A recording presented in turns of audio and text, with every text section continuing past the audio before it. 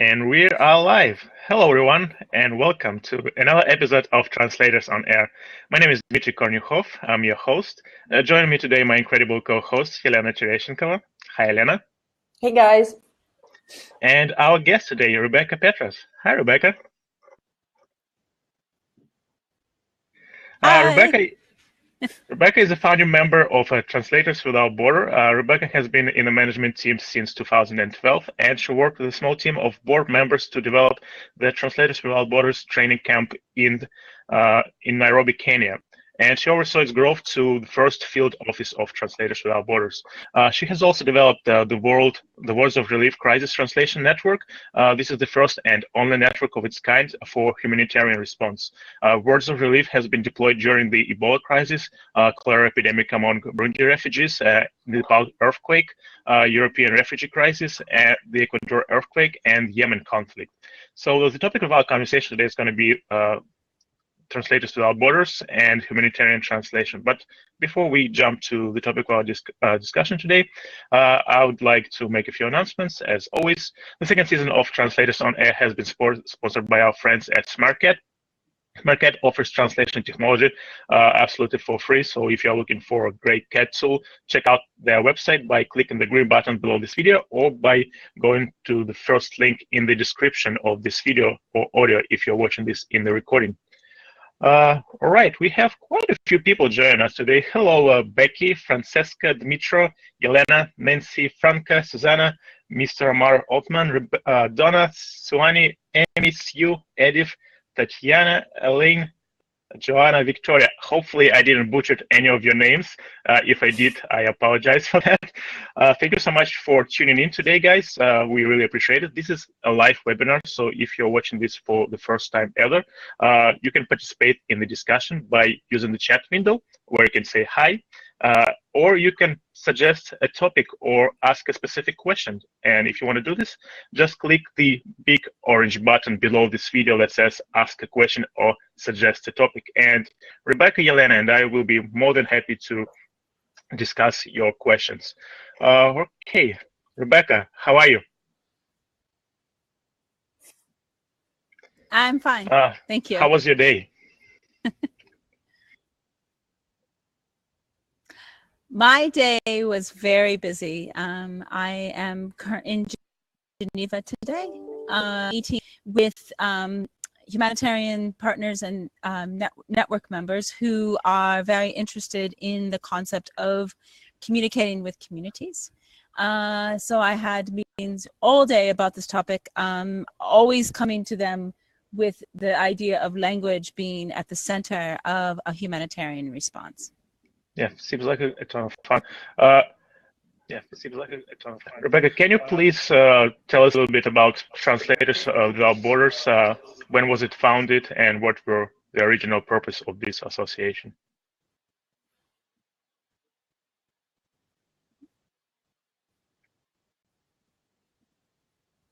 Sure. Translators in 1993. In Paris, and it was founded by Laurie Thick and Ross Smith Thomas, and they were trying to solve a problem for the nonprofit organizations that were in the Paris area, as near them, near their language, their LSP in Paris, saying to them, right, we will help you with your translations if you then put that savings back into your programming and do a better job with your affected populations in your programming. So that was the start of Translators Without Borders many years ago. But the more modern version of Translators Without Borders started in 2010. And that's when the Haiti earthquake struck in January of 2010. And the language industry sort of came together and said, well, what's going on here? Why, is there an entity that we can support? Who's helping with this problem, which was a major language gap between the responder, who typically was French, or some American, some English, but mostly French, and the affected population, which was very much Haitian Creole as their language. And there were a lot of volunteer activities that went on at that time.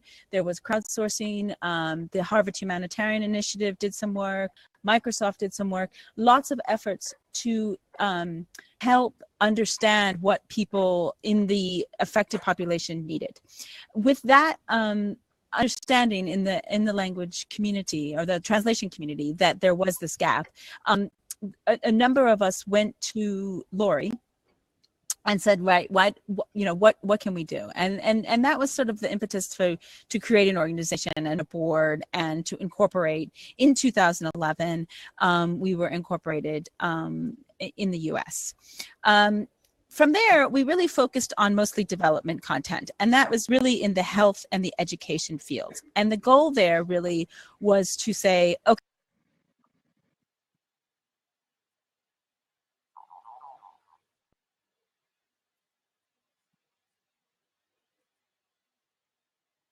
okay, we as a young organization to sort of figure that out in a crisis setting. But we over time then did take on crisis, and in 2013 built the first pilot for our Words of Relief crisis translation program.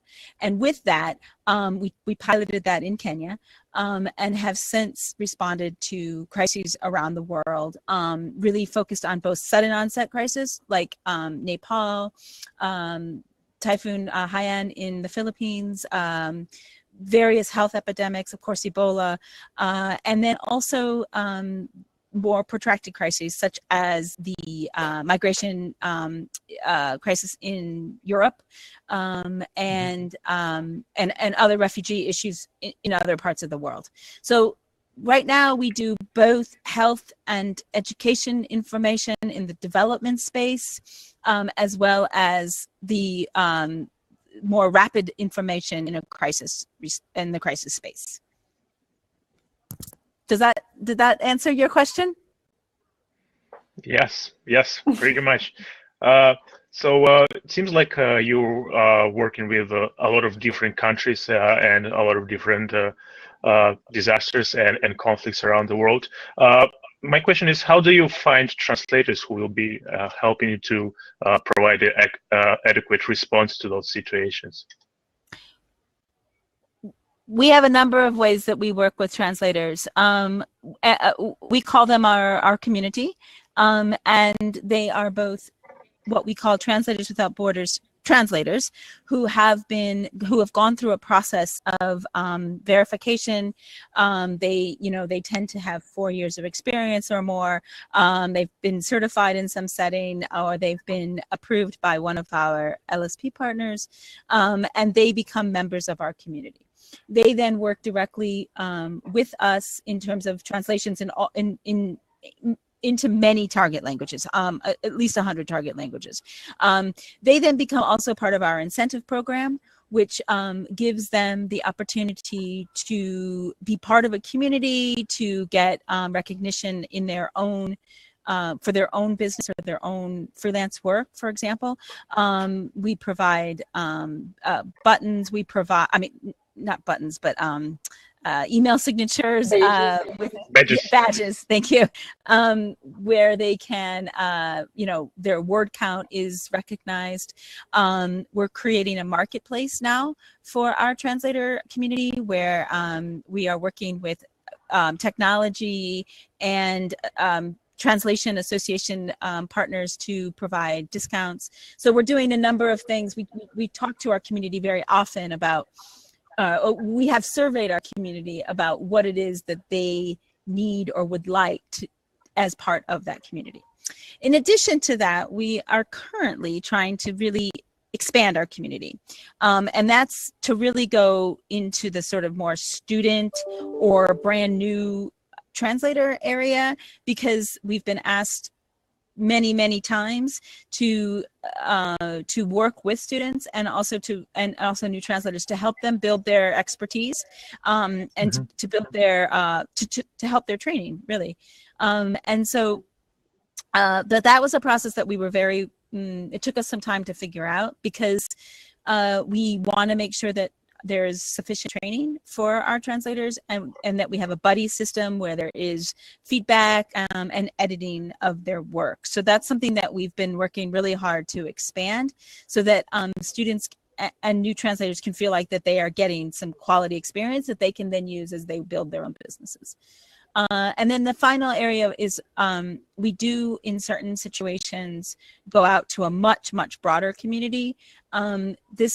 This happens when it's a language that we don't have readily, so a very hard to source language. And it also happens in a rapid response, something that requires, like when we did the Nepali response, we had about 10 translators in our community, but we needed about 50. So in those cases, we go out to our community much more broadly, our social media community, as well as the prose broad community. And in some of those cases, we have to do training, and we have both in-person and online training, depending on the situation and depending on how deep we need that translator or that new translator, that because it'd be bilingual in those cases. Depending on how deeply we need them to, what kind of skills we need them to have. So it depends on the setting as to how we work with our community. When we were chatting during our test call, you mentioned something called Humanitarian Translation, and you also mentioned that it's in a way different from usual translations that translators are involved in. Could you tell us a bit more about it, about Humanitarian Translation, what it is, how it's different from other types of translation?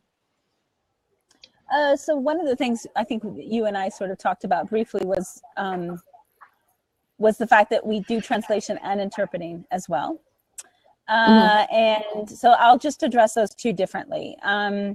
So in a translation, from a translation standpoint, the biggest difference is there's a humanitarian speak that if you don't do translations normally in humanitarian context, you might not understand it all. And so we're working right now to put together a broad glossary of humanitarian speak, both for our community, but also when our community is working with a specific partner, because they also have their special lingo that is not necessarily well understood. The thing about humanitarian translation that humanitarian organizations often have situations where they do translation really fast and they use bilinguals.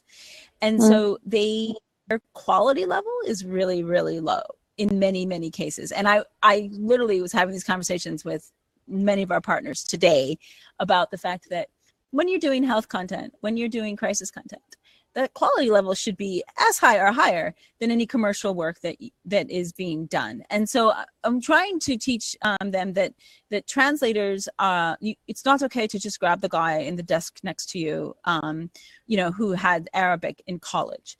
And so they really actually teaching them on that side that quality is important is something that we've been working really hard on.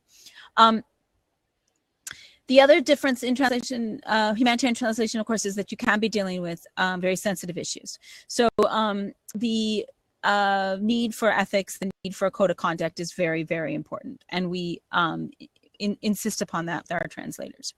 When we're talking about interpreting, that's a whole nother ballgame. And we've only taken baby steps into interpreting.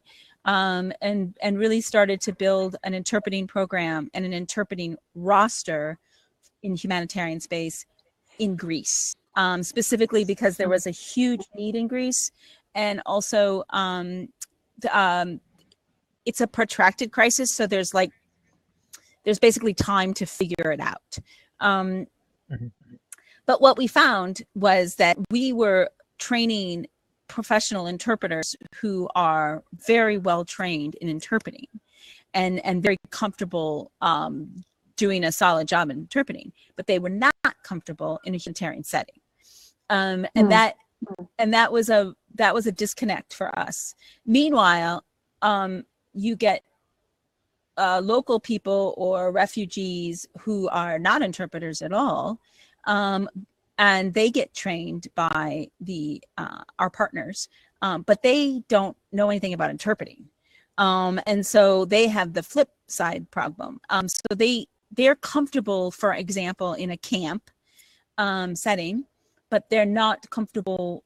They're not skilled to do a good interpretation, which is a dangerous situation in interpreting. So interpreting is where we have found a real gap. And actually, it's not just that we found that gap, it's that that partners who are in the field are very aware of that gap. There's a communications gap there that that we're trying to understand right now, and actually trying to deal with more from a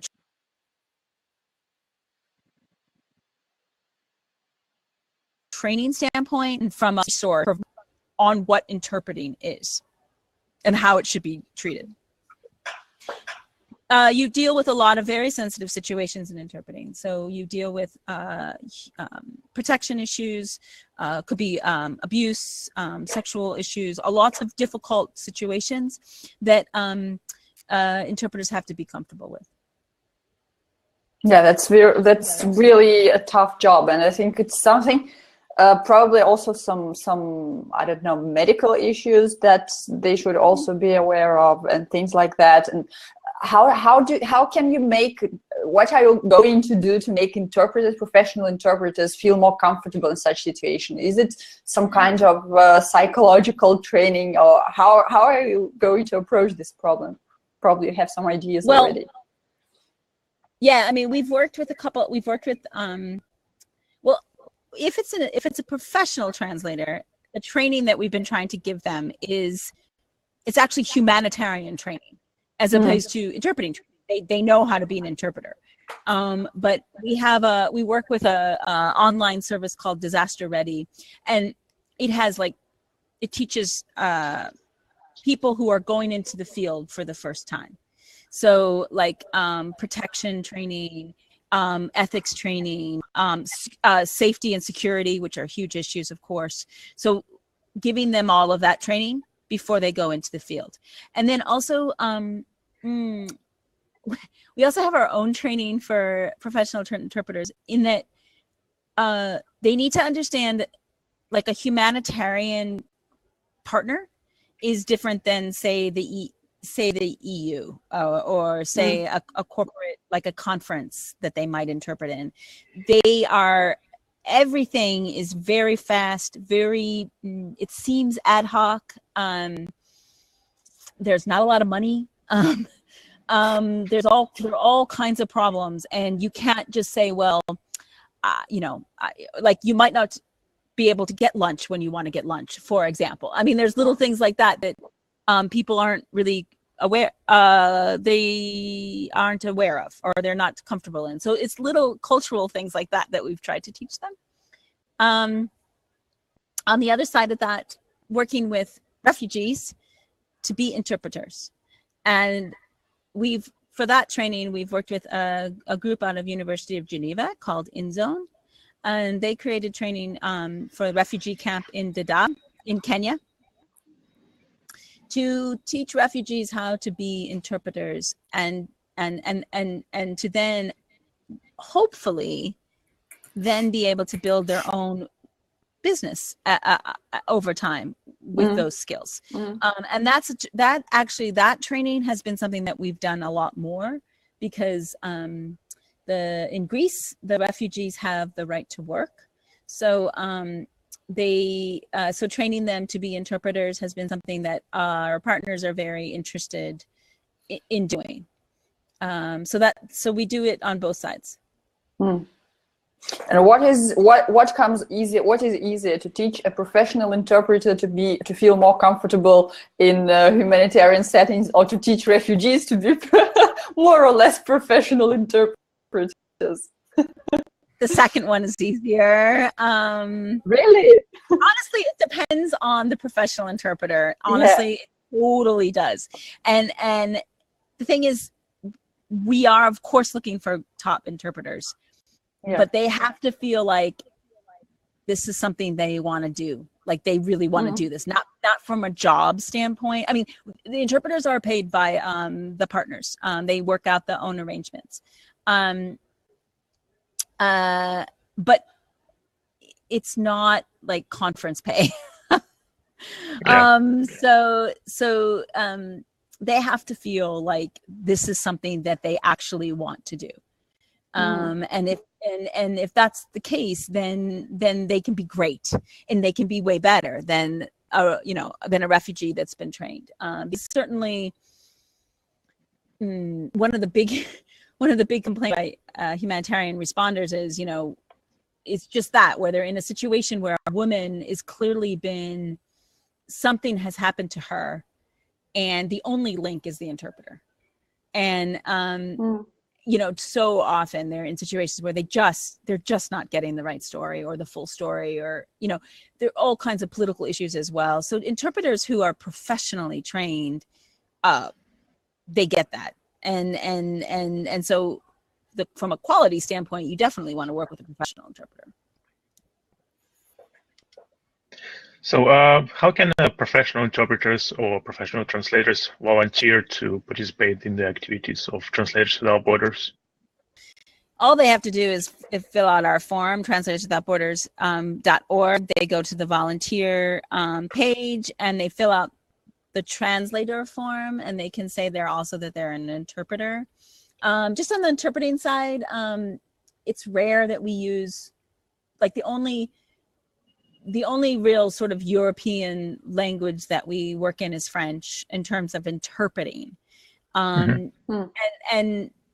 by far the most we would do is Arabic or Farsi. So it's an area that we're trying to build a lot more, but it's not nearly, we don't do nearly as much in that area as we do in translation. But yes, going to our site, just filling out the form that this is something that they would like to do. That's the step that we ask people to take. And then we go through our processes of making them a member of the community. And what does this process look like? Okay, so the process, so from an interpreting standpoint, if there's somebody who makes sense to be an interpreter for us, they actually go, it's a completely separate process where they go to our European refugee team, and they work directly interviewing and testing them online through like Skype. That's a process that we're still working on. Our other process in terms of translators is that we do, we have a set of criteria. If they meet that criteria, they can become a partner, a community member without further vetting. So for example, maybe they're a ITI master certification or ATA, or they've been a translator, say, for 4 years, let's say for one of our major LSP partners. So there's lots of ways that they can become a member of our team, a member of our community quickly. But then the other way is to go through a testing process, and we do have testing and reviewing as well. How long does it usually take for a translator to be accepted into the community or otherwise? It depends. I should mention that when you go to our page where the volunteer form is, it lists the languages that we mostly need. And if the language is not listed, it doesn't mean you can't fill out the form. It means that you will be delayed, because we have to focus on those languages that are most in need. It can be, it can be very quick, and it can be delayed. To be perfectly honest, it's a process that's been difficult for us to manage, and we try to get people in as quickly as we can. I would urge anyone who feels like that they've been delayed to email us at info@translators.borders.org. So it's just info, info @translators.borders.org, to say, please look at my application, because I have to say that that gets responded to because I have to say that this is a difficult area for us, and it is a bottleneck because of the reviewing process. But we are always trying to improve it. Can I ask how many members do you actually have in your community? Talking about both professional translators and interpreters, and people who are bilinguals and has been trained by the Translators Without Borders. So our community is about 3,500 in terms of our community, professional translators. The bilinguals, in terms of the people who we've actually trained to a point of becoming translators, it's mostly in languages in Africa. So Swahili, we've done about 200, and also into some community languages in Kenya, as well as about, I mean, these are small numbers, like 10 translators in Burundi. We've done, I think, 12 translators in Guinea. Into French. They've just started their own translation association, the first one in Guinea. So those are like smaller numbers because we're really spending time actually training them. With the bilingual numbers, that totally depends on a particular crisis. And in most cases, those people don't become community members long term. You already mentioned the incentive program for translators that you have. Could you tell a bit more about it? How does it work? Who can join it? Things like that. Oh, well, anyone in the community is automatically part of the incentive program. They start at a sort of a silver level, and then it increases based on the word count that they do. They automatically get this badge that they are able to use any way that they want. The badge changes colors as their number of words go up. They then also get recognition. They get a few more things that they are able to use within their own marketing of their business. And then we try to recognize people through our website and through our Translators Without Borders workspace. On top of that, as I mentioned, we're doing a few more things that we have just started this year, and we really started with our Greek response team first as a test, but they're being rolled out this year to our broader community. One of them is LinkedIn recommendations. This has been something that we tested with our Greek team, and they absolutely loved. So when you hit a certain number of words, we do recommendations for LinkedIn. We also do letters of recommendation as needed, and we also do certificates. So those are all as you become more of a member of the community. And then the final thing that I mentioned was that we're building a marketplace, and we are so places like Trados, MateCat, MemoQ, associations. We're working with Yoast on subscriptions to his newsletter. So places where discounts and opportunities for our community that they get because they are a community member, that's open to everyone. Mm. Do you have any plans to invite? You said you have language service providers as partners, like big agencies and stuff like that. Do you plan to create some sort of a micro community and encourage those language service providers hire people for commercial projects from Translators Without Borders? Yes, absolutely. And we do.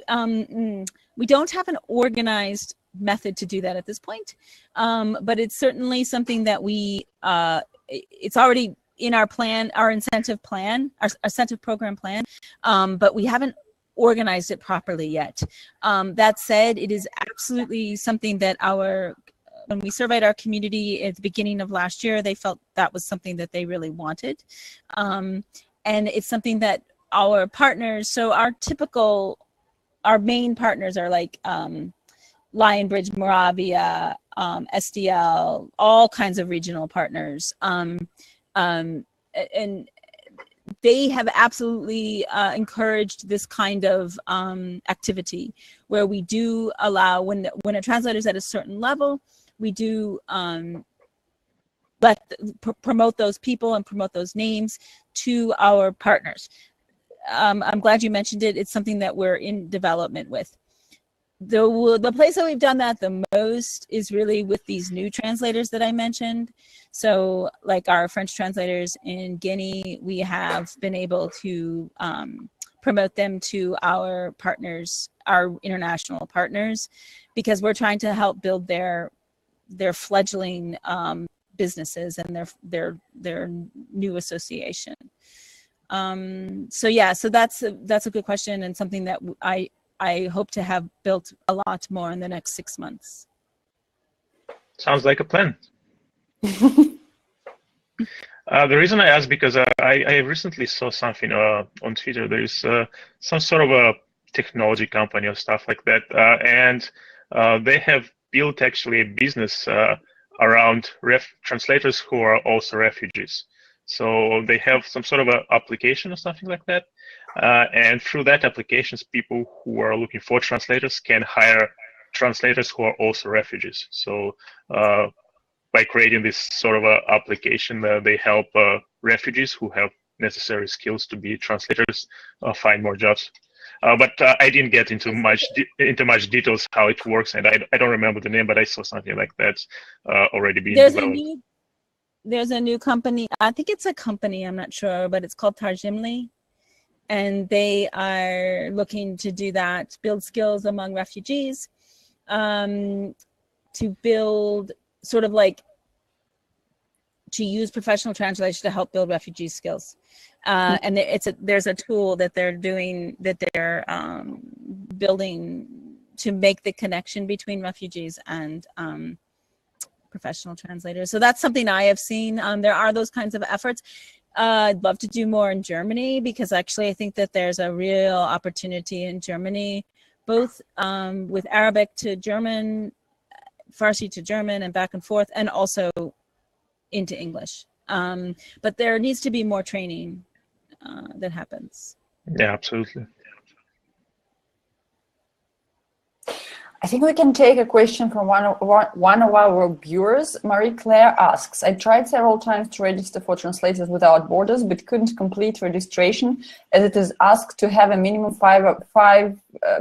5 years experience as a translator. Is there a special program for newbies? You mentioned that you're working on something like that, so probably people would like to know more about it.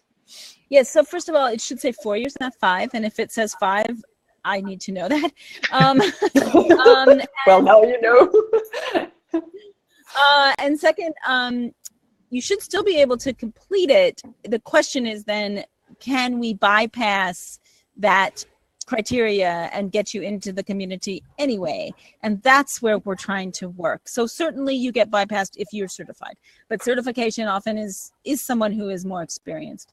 My feeling is that if you just bear with us, that is an area that we're really, really trying to build, because there's such a goal to use TWB as a way to train and give new translators not just the experience, but also the feedback to build their own skills. So I hear you, and I'm trying, and that's the kind of thing that we're absolutely trying to fix, but we're doing it, I have to say, on a bit of a slow process, especially starting with some of our top languages. French and Arabic would be the top ones that we're focusing on right now, with broadening our community to more inexperienced team members. I also think that probably translators with less experience, someone who is probably has worked just a couple of years, might be more interested to collaborate with Translators Without Borders because of all the things you mentioned that you offer as part of your incentive programs. Because there's no question. And I think it's just that more experienced translators, they already have a lot of clients, and even if they want to devote their time to Translators Without Borders, they are pressed for time, and newbie translators have more time, but it's yeah, and they would also benefit greatly from your work process, as you mentioned. They get their translations reviewed and things like that, and so yeah. Yes, Elena. No, thank you. And I've been fighting to get this for a long time. I think the part that we are very aware of and that we have to be so careful about is that we do have sort of our, I don't know, we're coming up with the name, but our ninja professional masters who are doing all of the editing because of a quality situation. So I think we're finally getting there with that, and that's where we have to feel like we've got that in place. I do think that more experienced translators love the idea of being the masters and providing feedback, helping somebody who's newer, and that has been something that has played very well with our community. So we're trying to get. Well, good luck with that. I think it's going to be great for everyone. Yeah. Do you already have some like processes in place for feedback for translators who are working on written text, for example? Yes, our workspace has feedback mechanisms, both from our project managers who oversee everything, but also from our partners. I mean, one thing that we've tried really hard this past year is to insist on our partners providing feedback. And many of them are way better about it than they used to be, but it's really, really, really important. It's degrading to not get a thank you, if nothing else. We've been working really hard on that. We do, and a lot of our more sophisticated partners really do. They do an editing check on it, and they do provide feedback. So that's an area that it exists. The mechanism is there, and we always have to remind our partners that that's a very important thing that they do.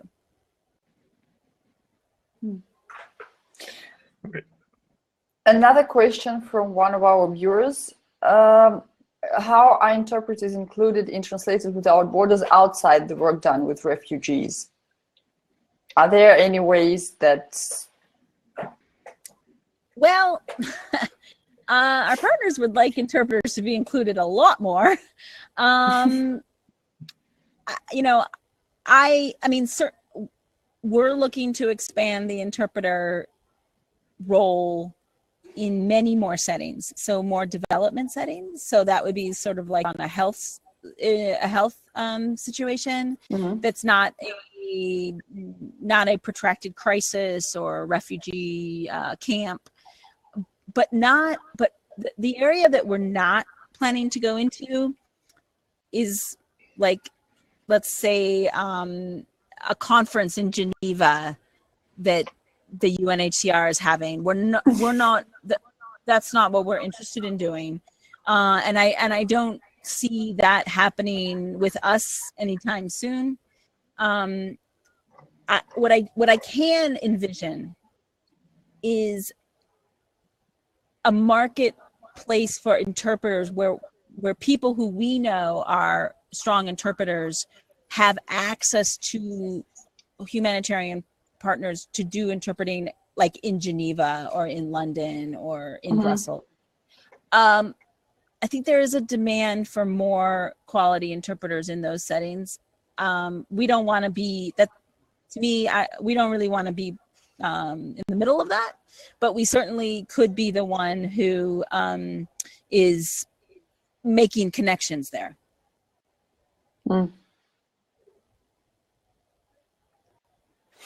So the next question, also from one of our viewers: does Translation Without Borders also support NGOs with professional pro bono volunteers? Like I'm not sure I understand the question. Professional pro bono volunteers. You mean like going into the field? Probably. I don't think we have Virginia here today, so she cannot clarify the question. Well, like, for example, I mean, we have done that, but it's been on a very sort of case-by-case basis. We had some volunteers of ours go to the Philippines, but it was much more on it was like their personal interest to do it. And we had the right connection. But that's unusual. We haven't really done that in Greece at all. I mean, we could personally give people connections if they wanted to, but that's not something that we would want to be really liable for. See, hopefully we answered some of the question of Virginia. If not, Virginia, you can always follow up with Rebecca and ask your questions. Rebecca, well, in the beginning of our conversation, you talked a lot about all the projects that Translators Without Borders is involved in. What are some of the current projects you're involved with, and what is the highest? What are the most important ones? Well, one of the fun projects we did last year, working in French, I think this was a cool project for some of our more French masters, is that we did train translators in Guinea to be new French translators. And then they worked on health content for community health workers in Guinea. Now, this is to help train people who they're not nurses, they're not doctors, they're basically volunteers who work with about 20 families per community health worker, and they need basic health training. There's some really good, strong training out there for community health workers, but it's usually not in a language that the community health worker understands. So we did a couple things. We worked with the Open University in the UK with their their training modules, and then we simplified the training because sometimes when something gets written in English in London, it's not, even though it's intended for the health worker, the community health worker, it's still not written in a way that's completely understandable. So we simplified it, simplified the English version. And then our team in Guinea did all of the translations. But the cool thing about it was we had a team of masters, French, of French translators, professional health translators, who then worked with our team in Guinea to deal with any issues, quality issues, help them sort of come along with their own skills, so that they could then build the skills to not just do that training well, but then to build their own businesses. We also did project management training for them, provided them with some hardware and office space during the project, and also like training on how to build your own business. So that was a really fun, exciting project that we did last year. We also do comprehension testing, which I think is really cool. So the thing is, a lot of nonprofits, they sort of say, well, right, I did this into Arabic, so it must be all fine, everything's great. But they don't ever test it to see if it's understandable to the person who needs to understand it. And so we do comprehension testing in Greece for Arabic and for Farsi. We're doing that training again. I'm sorry, that testing again this month. And then we also did it in Bangladesh with Bengali, with factory workers in Bengali, which is really interesting because there was some really solid content created by our partner to train factory workers on basic health information for women. But even though it was all very simple information, it not a single one of the factory workers was literate, so it was completely useless to them. So I think that's the kind of information that we're trying to make our partners a little more sophisticated in thinking about actual communications with the affected population, not just sort of pretend communications. Mm. And to probably keep their target audience in mind when they're or even writing even the content. Even consider the target audience being the one creating the content, which is an interesting flip that is very difficult for international partners to grasp and to really feel comfortable with. But that's the direction that it needs to go. And what are some of the most popular languages that you translate into? I think the one that the majority content is created in is English, probably. And what are some of the most in-demand languages? Yeah, I mean, we do have source text in other languages for sure, especially French and Spanish, but other European languages as well. Then target language, definitely French, definitely Spanish, Portuguese, Arabic, Farsi, Russian. In Africa, that would be Swahili would be the main one. And then assortment of like Hindi, Pashto, Urdu, Chinese, various Eastern European languages definitely come up. So, I mean, we do a lot of languages, but those would be the main ones. I would say that there's some very major commercial languages that we don't do a lot of.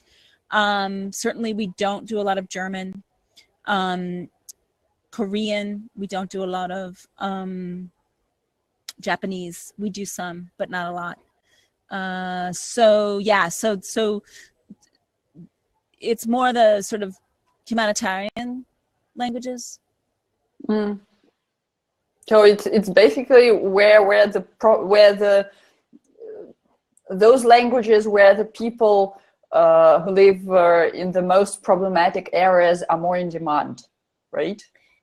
Yeah, or even, I mean, a lot of times it's a development situation where they're really trying to train people locally to handle situations like Russia. We do training into for training orphanage workers. So it's not necessarily it's not a crisis setting at all. Right. It's just, but it's to provide that knowledge that exists, that strong knowledge that exists in English, and make sure that the worker gets it in a way that they truly understand it. Yeah.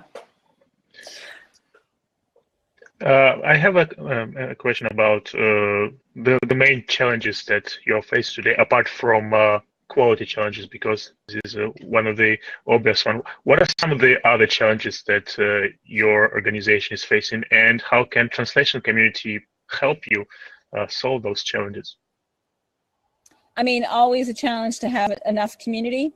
That's always a challenge. But we've talked a lot about that. Technology is always a challenge. We recognize that our community members are going to use their own technology primarily, and yet we're trying to build more consistency across translation in the humanitarian sector. So trying to build in some technology that is comfortable for all of our community members. That's a big push of ours right now. Trying to get it right with machine translation, deciding when and where it can be used and when it can't be used, when we are post-editing, so that we can provide more, but also make sure we have the quality.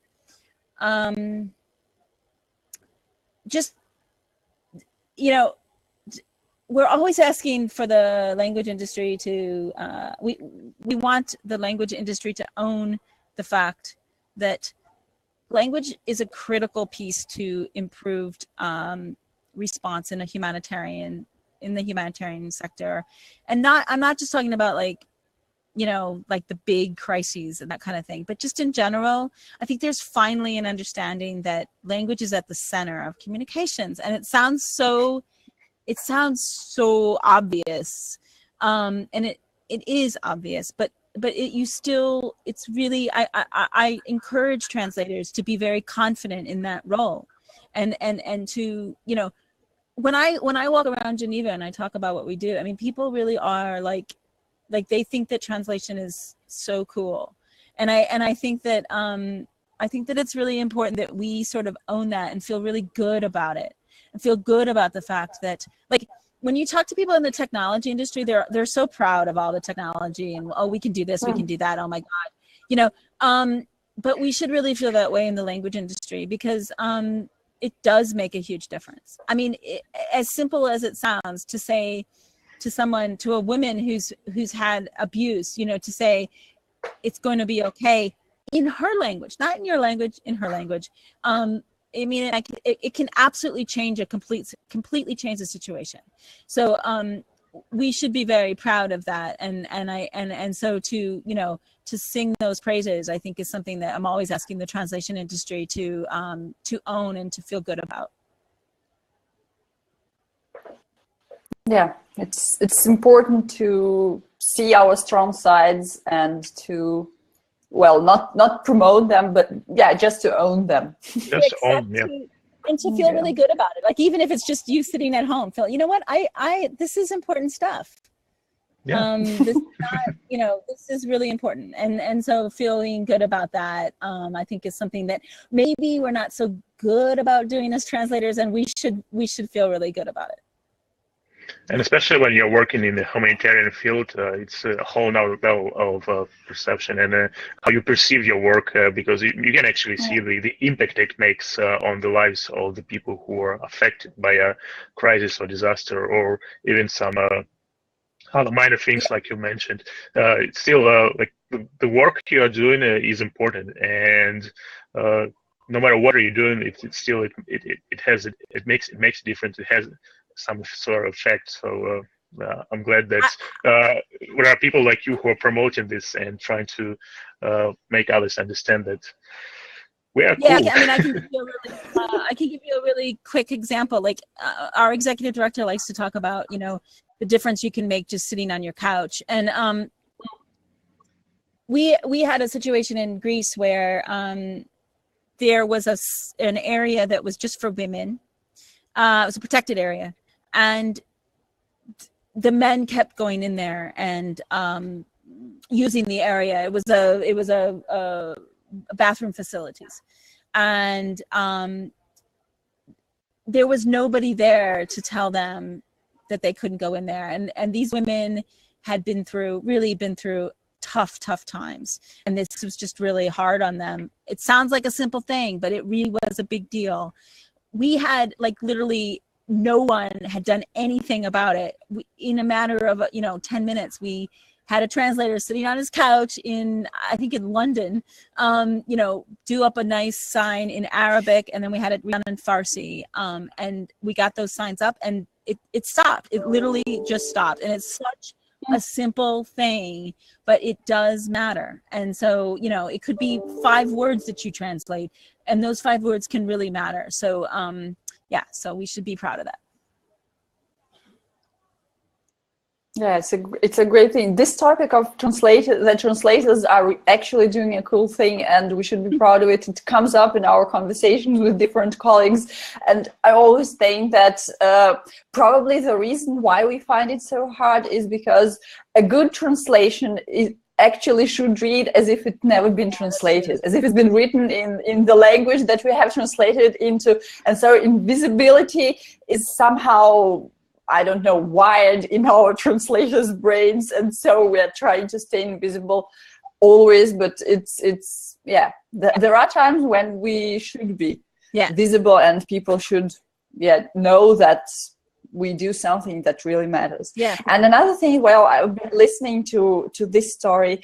I thought that probably participating in Translators Without Borders project is a great way for translators to really feel that they are changing something with their words, and with their work. And because I know, and it's probably especially for newbie translators, because I remember when I was starting out, I was translating all kinds of texts, and some of them were just, I don't know, invoices or receipts, and it really felt like I'm doing something that doesn't matter much. It did matter for the people I did I translated those documents for, but it didn't really matter for me. But when you translate something, even those 5 words, but those 5 words can really help someone, and Absolutely. when you know it, it really warms your heart.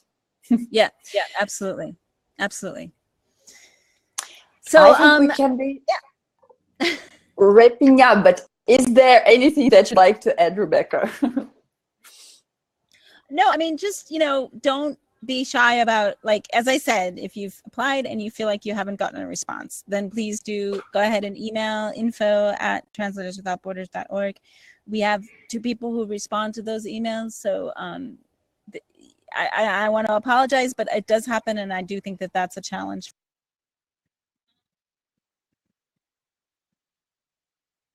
for us. Just do it from a standpoint of just being supportive of someone else, or just letting someone else know about us. That's great. Honestly, that's awesome. So don't hesitate to spread the word. And if you can translate for us, that would be great too. Thank you very much for joining us and for telling about such important things, talking about such important things. I want also to thank everyone who joined us tonight, and to thank everyone who asked questions. We always appreciate it. And if you don't want to miss our next episodes, go to translatorsonair.com and subscribe to our email list. Another thing I wanted to ask you, if you know someone who would like to be our guest, or probably if you would like to be our guest, we still have one spot left this season on February 22. If you've got something to talk to us about, you can join us. Just send us an email. You can do it at translatorsonair.com, and please don't forget to check out the website of our sponsors at smartcat.ai, and we'll see you next week. Thank you so much for watching, guys, and thank you so much, Rebecca, for joining us today. It was a real pleasure talking to you. Yes, my pleasure. Thanks, everyone. Have a wonderful day, everyone. Bye. Bye-bye.